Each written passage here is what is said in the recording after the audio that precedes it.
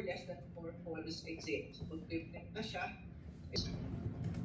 Question po. Any question, clarification? Ang dalawa lang ang compare. 0 or yung mga succeeding pa. So that which is our fourth.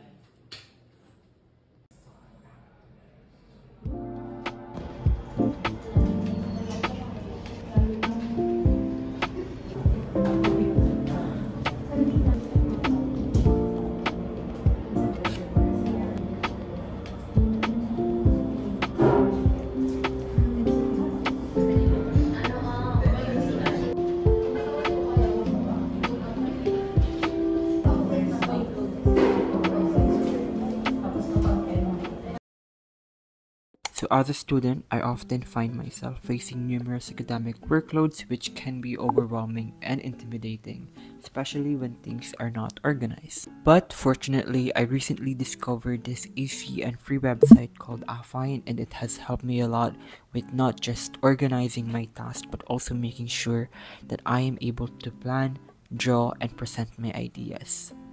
So AFFINE has a Blackboard features that have allowed me as a student to be able to visualize and plan my project much more easier. It allows me to draw and add text boxes and many more.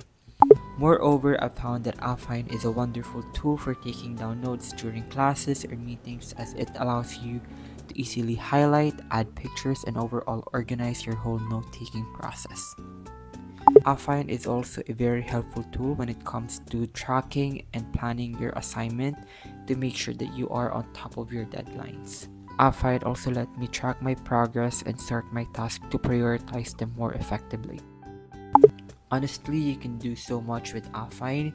You can even create a travel planner if you want and just basically customize the template the way you need it to be. So you are very free, and on top of that, AFFINE is absolutely free and it is much more easier to use. If you want to start organizing and planning your academic life right away, I would highly recommend trying out this productivity tool, as it will make sure that your academic life, planning, and organization system are onto the next level. So if you're interested with trying this productivity tool, I highly recommend clicking the link in my description box down below.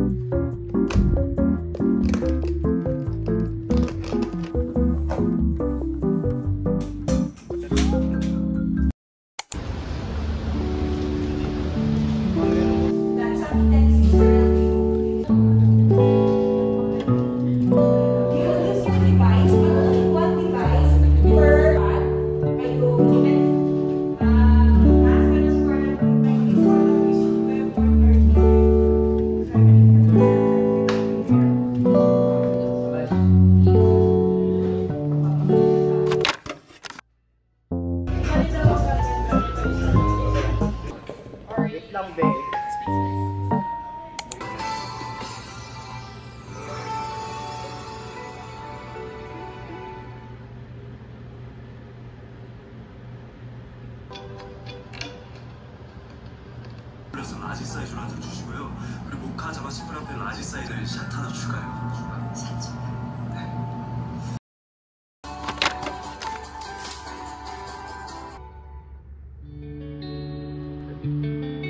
Kung ginamit mo yung files or header files, define directive. Saan natin ginagamit yung number sign define? Define yung format. Ito pa kasi yung format na kinuha kay si Reko mo, reko ko, reko yan. Bagong sinis yan. 결과를 짜는 거야. 피눈물을 흘리고 있는